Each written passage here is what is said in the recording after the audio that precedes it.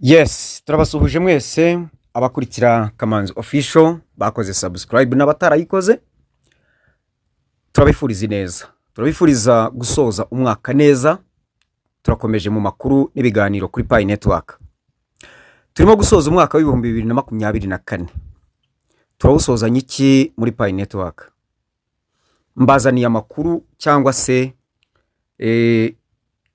ikiganiro kuri iyi ngingo. Ni ingingo imwe tujye kuganiraho. Nimero zacu zo muraza kuzumva mu kiganiro mujye mukurikira. Hanyuma tunabafitiye kado. Tujye kuganira kuri iyi ngingo imwe rukumbi, ariko ndatekereza ikubiyemo ibintu byinshi. Tujye kuganira ku ngingo igira iti nta mafaranga ya Pi Network uzarya niba nawe konti yawe ifite ibi bibazo. Nahisemo yuko tuganira kuri iki kintu kuko ntabwo nahwemye kubona iki kibazo ku bantu benshi, ndetse hakaba ubwo kivuka ku muntu wari waratunganyije konti ye. Ikibazo cya mbere kizakubuza kurya amafaranga ya Pi Network niba kiri muri konti yawe, cya mbere na mbere nukuba ufite amazina akosamye, wariyandikishije muri Pi Network ugakosa amazina, ariko uratimaje kubera ko uzi ko Pi zawe KYC wari pasinze, ndetse ari nabo Pi zabo zamaze kuba migrated. Igihe kizagera aho uzahura n'urukuta rwo kugaragaza icyangombwa kikuranga wakoresheje KYC muri Pi Network, ariko mumanya kuri amazina agaragara kuri account yawe akaba atuzuye. Igihe gishize turibuka yuko bagize gutya baratorera cyangwa se bihanganira iyo myandikire, ariko mwibuke ko muri iyo ukanze muri tura dukoni dutatu ugiye hatuma yiningira ugakana mu dukoni dutatu ibumoso hejuru, ukamanuka hasi handitse Pi Portal Support Portal, ukandamo ukabona urutonde rw'inzira cyangwa se ibibazo aho wanyura wandikira kwa team bitewe n'ibyo usaba gukosoza. Harimo n'intonde zigaragaraho gukosora izina kugira ngo uzarokoke uyu mushibuka. Wikwicira ngo umve ko byarangiye ngo nuko zimutse. Not Dr. Nicolas aherutse kuvuga yuko batazakomeza kwihanganira abantu bafite ayo makosa, barabahaye iminsi 14 yo kubikosora igashira ntacyo babikozeho, bakabaha umwanya wo kubikosora muri KYC nabyo ntibabikore, ko batazakomeza kwihanganira nk'ibyo bintu.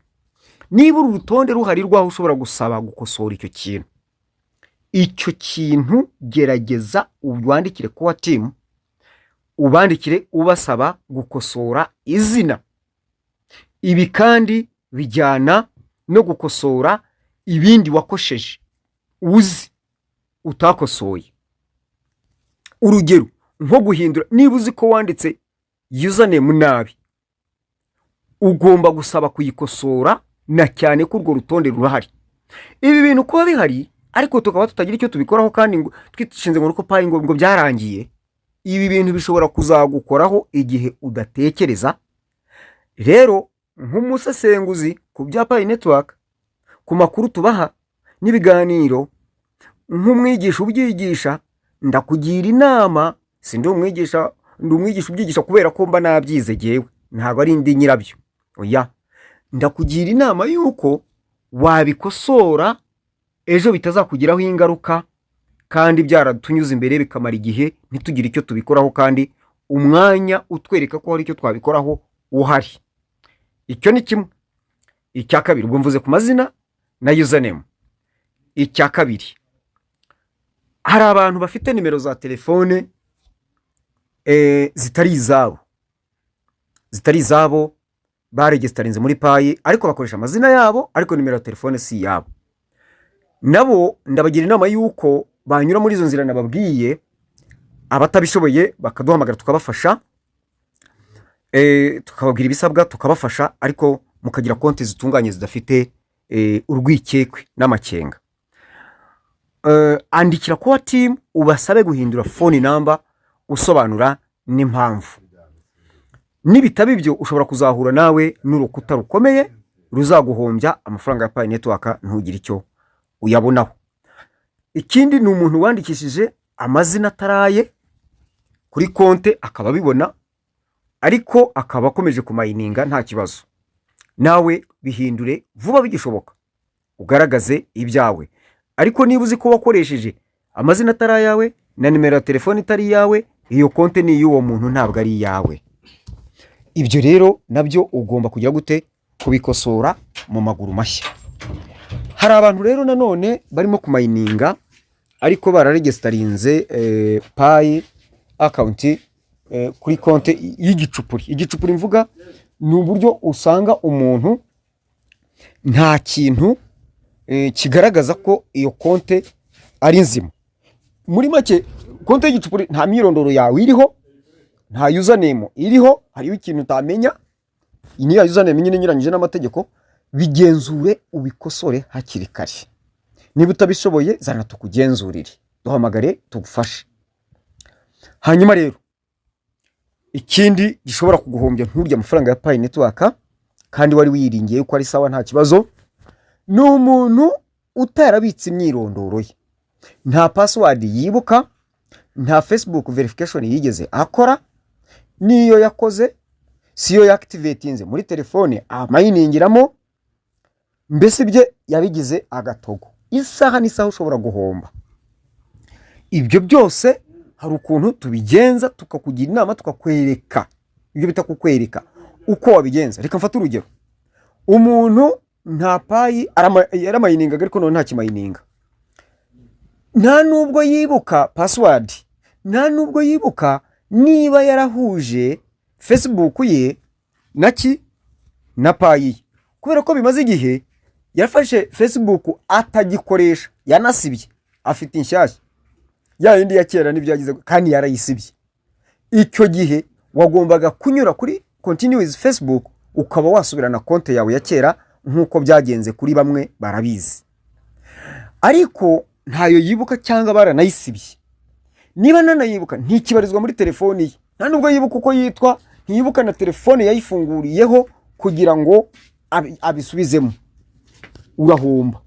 Niba rero wicaye ubona biverifiye ariko iyo konte ukabona nayisibye utanabyibuka kandi Facebook account verifiye, umunsi bizakubera nabi ugashaka kubisubizaho unyuze kuri Facebook bikanga, nawe uri mu bantu bazahomba. Ni byiza rero yuko waduhamagara tukagufasha hakiri kare uko ubigenza, cyangwa reka nanabikubwire ukaramawe. Kora Facebook nshyashya bikiri mu maguru mashya, ifite ibyangombwa byose. Niba ngombwa uyihuze niyo nimero telefone mayiningiraho cyangwa email wakoresheje winjira muri Pi cyangwa waverifiye muri Pi. Nurangiza usabe guhindura Facebook, wandikire kwa team. Niba bikwemerera ujyemo uverifying ya yindi nshyashya. Nibitaba ibyo ibyago bizakugwaho umunsi umwe uzanywa amazi wari kunywa amata. Ibi bintu ni byinshi ariko ndagira ngo ndimo ndavugamo bike by'ingenzi. Ikindi nanone gishobora gutuma utarya Pi, umuntu afite passphrase yayibitse neza pe, yayibitse neza, noneho igihe kirageze agiye asanga yayivanze neza abandi abiyitse z'abanyamuryango be wenda, cyangwa se arazibuze. Agiye gukora password nako passphrase nshyashya kandi Pi ze zarimutse. Izi Pi ze zimutse asigaje udupayi duke cyane muri Pi 500, asigaje Pi zitarenga na 20 kandi inyinshi urumva ziri kuri ya konte. Agiye gusaba urufunguzo rushyashya. Ya konte urwo rufunguzo rwari rugenewe Pi ziriho zose birajyana, biraba biteshejwe agaciro. Muri Pi 500 asigaje Pi zitarenze na 20. Byanga bikunda uzahorana gahinda kandi uzicuza. Ndasaba buri wese gufata neza passphrase ye nkuko uzi ko urinda agatabo ka banki cyangwa se nimero yawe ya telefone, ngo umubare wawe wibanga wa telefone wa mobile money. Mu Rwanda tuvuga mobile money, ahandi sinzi ibyo bakoresha.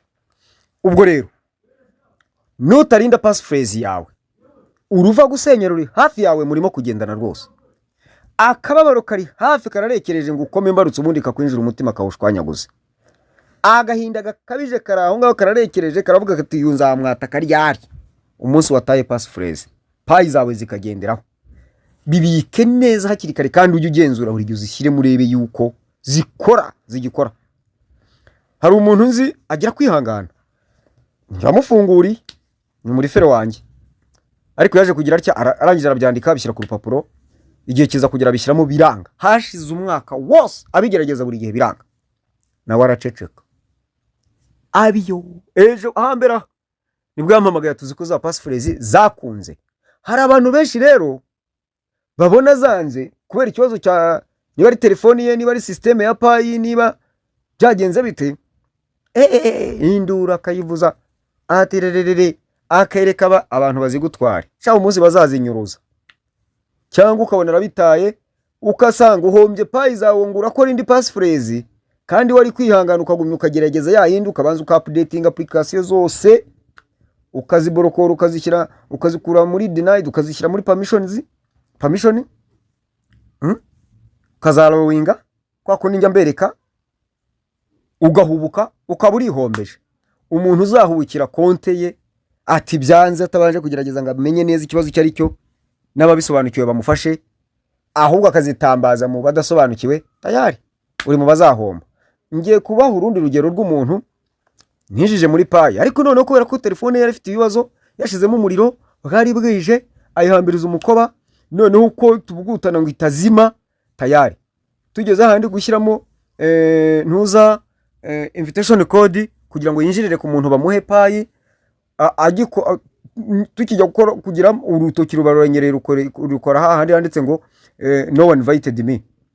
Bimaze kwinjira ndavuga nturarebe ibyo ukoze, nari ndi kumwe n'abantu ndavuga nturarebe ibyo ukoze, dore kwirukanka kwawe kubugutana kwawe dore icyo bigukoreye, ntubuwinje nta payi intini zero ntacyo urihanganaho kugira ngo usubire inyuma. Ubwo kandi iyo ngiyo yari nimero ya kabiri, indi byari byarapfuye, yabizaniye byarapfuye nyine biba ngombwa ko tumuhindurira, sinzi ukuntu bari babigenje barabyangiza. Noneho nibiteka kabiri aramayinzara kugendeye hageze muri payi niba ari 9 hakuziye umuntu arakonkobotsa aramushuka. Hari umuntu bajya bahamagara bakahita iki akavi kigara kajya kubicira ibintu pe, naramubabwiye nabirigatsebo. Noneho nyamugabo bibeta abandi barakugendeye. Noneho umunsi wo kuza yewe manutse ndabugenda bahamagara ntinzaza mbatunganyirize bya bintu byanyu ndeba aho bigeze kugira ngo mbakorere na security sako mba mbikora nabereka ukuntu bagomba kubikora gusigara bakora ibindi. Oho ayizana nyikubita amaso ntinikoye iyi konte ko atari nge wayikoze ko nzi ko nari no gukoreye konti yavuye. Mbona ati noya mbwiza ukuri wabigenje ute, ntindagufashe dore wakozemo warabyishe, ntidore ikiwarakishe wabyishe gutya na gutya na gutya. Nuko arangije aravuga turabona ati ni umuntu ati wadukoreye, ndangije ndamutonganya, maze kumutonganya ndamubwira nti ngaho zana ngo kosorere. Atoya umuntu wabinkoreye ati ndamwizeye. Ntugize ngo ati ndamwizeye, yego ati ngiramo ikikawo, nta namubwira nti nakubwira iki ntimushyire. Nyuma yaho rero nibwo naje kumenya ko niba abantu birirwaga bakwiza audio yacicikanye ngo konte z'abantu bigatsima ngo narazishe. Narahamagaye n'ubwo ndavuga naravuze nti umuntu niciye konte nabivuge hano, imbuga zirahari navuga ati ni ngewe, hari hehe nta numwe wabona, ahubwo izo konte zabo genda zizura. Naho ndabera ikinyuranye, ariko burya urwango rwibika mu urwango rubana n'umuntu, sinzi ngira ngo hari umuntu ugirana ubuvandimwe n'urwango simbizi sinshaka no kubisubiraho. Byarangiye bite rero? Byarangiye agumanye icyo gicupuri cye ngo wabimukora arabyizeye, aramwizeye. Bene nkabo nabo bazahomba kuko baziringira bitari byo bitewe no kwizera babibakoreye, kandi bagize amahirwe yo kubona ubereka ko ibyo bintu bidatunganye. Maze kandi ubwo wumva nta kindi ndamwishyuzaga, aho yari yaranyishyuye yiyo service, ubundi iyo nyishyuye ya service nta kindi nkubaza, giye nkomeza kugufasha kuzageza umunsi open minded baye. Igikuru nuko umuhamagara uti akirita icyuzo usange hano niba bishoboka, cyangwa se mbwira aho uri mpagusange umfashe. ngufasha nta kindi nkubajije pe, murabizi ndabivuga, abambwira abufasha barabizi. Rero niba nguye ngo uve tugufashe, reka nanabahe kado nababwiye, ubwo abwirwa benshi akumva bene ibintu bizahombya abantu ni byinshi. Biragusaba rero kugenzura konte yawe mbere yuko mbaha kado. Reka mbanze mabwire uko ugenzura konte yawe ko ituzuye.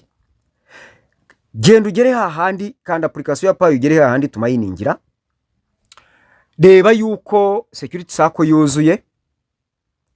Nusanga yuzuye uhite ukore mu dukone dutatu ibumoso hejuru, urebe ku rutonde rw'amagambo, urebe hagana hasi profile uyikandeho, hanyuma urebe ko amazina yawe yanditse nkuko bisaba, nkuko biri. Habanza izina ry'idini, hagakurikiraho izina ry'ababyeyi, ariko ryo ryanditse mu nyuguti nkuru ryose. Nuko konti igomba kuba imeze. Ariko niba bitameze gutyo, barabyihangane barabitoreye, ariko kuko hakiri wa mwanya wo kugira ngo usabe kubikosora, bibaye byiza wabisaba hakiri kare, ejo utazajya gutanga umugabo w'amatakira ngoyi. Bisaba ubu inyamaswa idakenga ngo yishwe n'umututizi, nyamara ugomba nk'abatayemo nkako nabatayemo ejo. Hanyuma rero nabaye ka weekend, ubu ngubu kambatangiza icyumweru noneho rero ariko ntarakomeza nibagiwe mu mbabarire. Nshimiye abantu bambwiye ko nabakoreye ikiganiro cyiza. Ubundi ikiganiro cy'inyigisho nicyo cyasaho, nicyo cyiza rwose. Ubwo rero nanjye ndabashimira ko mwagikurikiye, ariko mukanagerekaho no gushima, kandi mwabonye ko nagiye mbasubiza. Ni ukuri muri abantu b'indashyikirwa. Hanyuma rero abajya bandakaza nkababwira nabi bakabyitiranya no kubatuka. Umuntu nuka ariyise, ari igihe ubaza ukabaza nabi nkagukoma kugira ngo nejo utazongera, kuko ndabijyanirana n'abantu bafasha abantu barangiza bagahindukira bakanabaca intege. Awe nanagutuka rwose, kuko ngufashe uca abantu intege, kandi wari uri mu bantu basanzwe bafasha abantu. Nagutuka kuko nicyo naba nshoboye, cyo rwose ntago nakigoragoraho. Reka nikomereze rata mbibwirire. Noneho numara kugera muri profile, reba ko izina ryawe, nusanga izina ryawe ritanditse uko mbabwiye, andikira kwa team usabe guhindura izina ryawe. Handitse change your name, change name. Nurangiza ubikosore. Yego ubikosore, niba mara kubiguha ubikosore. We kwiringira gusango nabikosoye ngo muri KYC ntago bihagije. Ubu none kuki bigihari? Ngewe ndaje nanjye wanyinjije ntago yabinkoreye neza, ndaje nandike shwe. Mazi ryanditswe mu mukono ariko hatangijwe inyuguti nkuru. Ariko siko bigomba kugiye.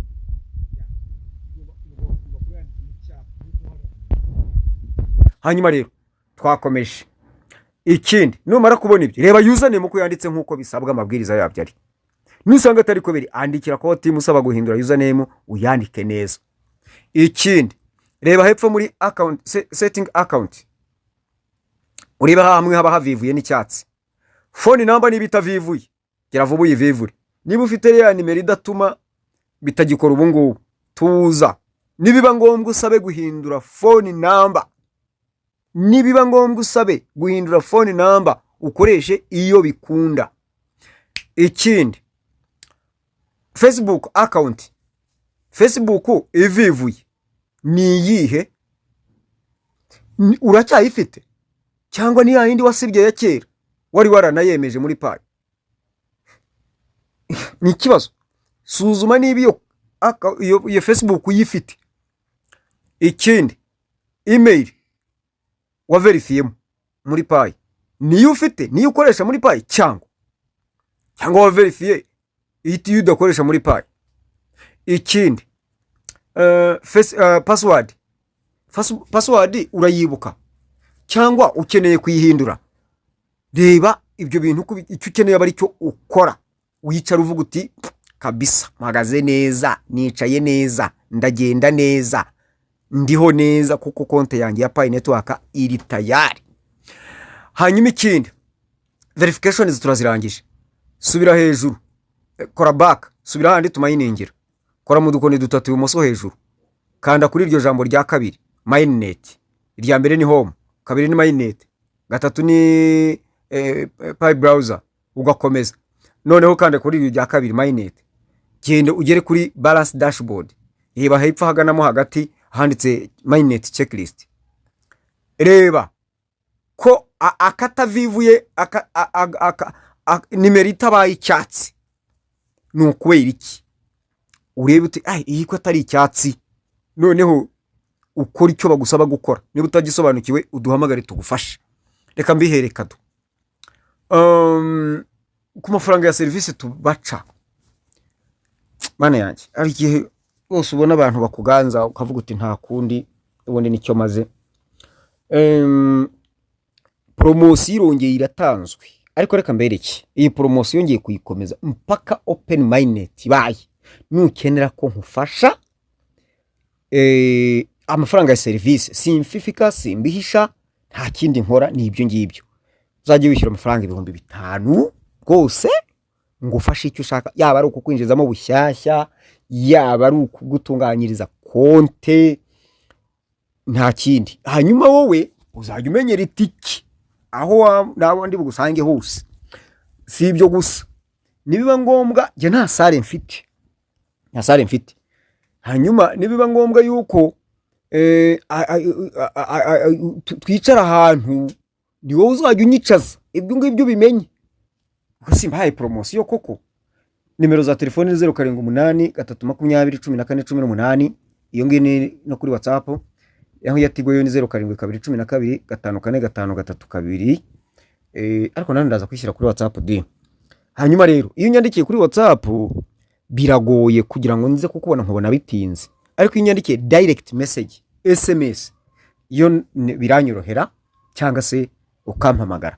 Naho iyo utamfatishije mujye mwihangana, nanjye ntabwo aba ari nge. Urugero hari igihe umpamagara nk'ubundi mu gukora ikiganiro, mbanza gushyiramo akadege kugira ngo batandogoya, kuko gukora ikiganiro ukajya wumvamo bampamagariyemo, ntabwo bibana none biri sawa. Ni nkuko waba ugiye gukora akazi gatuma wegeka ku biro ukakibukinzeho kugira ngo kandi muzajya mwumvamo amajwi ancitse, mujye mwihangana. Akundi byagenda nanjye na amage nyine umuntu aba na studio ndakora. Studio murayizi akasa mutwe gahenda cyane, kandi ntago mwigeze muntera inkunga mu views gusa, natwo dukeya nshima, ntago ntugaya abatuma ndadushima, ariko birimo birabatera ibibazo, birimo kubatera ibibazo kwita kuri iki kiganiro n'imbaraga umuntu aba yatanze. Warangiza ugashimishwa no kumpamagara unsobanuza ibyo nashyize mu kiganiro, weho nzajya ngusubiza nabi. Yewe wowe nzajya ngusubiza cyokora nikosoye. Hari abantu numvise basenga, mujye munsengera kugira ngo bigabanyuke. Nzajya nkubwira nti reba kiganiro icyo kibazo kiri mu igisubizo kiri mu kiganiro nimero iyi niyi. Ndumva ari ibyo ngibyo. Ntago mbabwira nabi mbishaka abavandimwe, nimbabwira nabi bye wumva yuko nagucyahaga ngira ngo nkukaze. Umwana wacutse aba yacutse di. Umwana ukomeje konka kandi akuze bibangamira umubyeyi. Rwose imbaraga mba nakoresha ngira ngo mumenye, mwarangiza mukantenguha mukaza kumpamagara amatwi hafi gutoboka. Yababa we birambabaza cyane, bituma mbabwira nabi. Hari abumvise ngo nabatutse, ariko turaza kwireba koko niba nabatutse gusa, niba nabantutse bonyine bwa mbere mbetutsara nibo ba mbere nabantutse. Ariko wenda ntimubifate n'ikintu gikomeye, bibaho kugutonganya nkakubwira nabi, ahubwo nta soni ikiganiro kirahari. Ubuse wumvise iki kwambwira aho kujya nkurikira, umuntu aza kubwira ngo ndagukurikira, hanyuma kumbajije ikiri mu kiganiro ubwo nkubwiye nabi naba ngukoshereje. Nyine bibaho, kabaho nyine, naho byakubaho nta kundi. Turabavandimwe, ndabifuriza ibyiza, impamvu mbahaye ako kakado nisubiyeho, ntago naremereza ibiciro. Hari umunsi muzambura, ariko tansiyo nzaza mbibabwire neza. Hari umunsi muzambura shaho mwicuze, mushaka mumfate neza ubu ngubu, kuko ubu abantu mfasha niba muzi ko mbafitiye akamaro, nyamara mumfate neza ubu ngubu, kuko hari umunsi muzambura ibintu bibakomerane. Ubone birabahenze, kandi ubu ngubu ntago bibahenze. Nyine ntago ari byiza, urumva ntago ari byiza. Nta numwe ndarira mu nzu ku buryo nabimukangisha mbwira tumvire mu nzu noneho niba ari bije kunkangisha. Oya rwose ntago, buri wese akoresha uburyo bwe. Rero ntago nabibakubitisha, ariko sinabura kukababwira yuko ibyo ndi mu kubakorera hari umunsi uzagera rwose mubone yuko nakoreraga neza, ariko mukaba mwabiciye amazi. Nta kundi nyine bizagenda. Basi nzavuga icyo gihe, nzavuga nti basisore nanjye ntabwo ari ngewe. Reka ntababwira gutyo mukagira ngo wenda hari abo ndi mu gucyurira, ariko mba mbarabura, mbahwitura, mba mbagira inama kugira ngo turebe yuko twasubiza ibintu ku murongo, ahasigaye dukomezanye urugendo payi tuzarebe yuko twagira gute. Koko Bitcoin yaraducitse n'izindi turajaja umurya ibintu by'ibijya bareze bigenda biturya, koko tubikomeze kandi payi hari mwaritse tukanonosora buri kimwe cyose icyo byadusaba cyose, maze ntizaducike, dore ko ifite n'igiciro kiri hejuru cyane rwose, nubwo kitaratangazwa ariko kiranditse muri ecosystem za payi, turabibona, twebwe turabibona. Kuri ko tubibona wo kaza kutugisha impaka kandi utanasomye utatwereka igihamya, usubuvuga iki aho ngaho kubuje tutesha umutwe gusa. Mwihangane ngayo nguko mugubwe neza, mutangira icyumweru neza, tugiye kwinjira mu mwaka mushya 2025 aho tugiye kumara amezi 3 dutegereje payi. Muri ayo mezi 3 dushobora gutungurwa tukabona irabaye, benshi bazatungurwa. Kiganiro nimero 142 mu gikurikire mwumve ibizatungura abantu. Yego ngayo nguko twaganiraga kuri iyi ngingo igira iti nta mafaranga ya Pi Network uzarya niba nawe konti yawe ifite ibi bibazo. Ibyo navuze n'ibindi ntavuze. Reka rero tukarukiriza aha ngaha maze dusezeraneho naho ubutaha.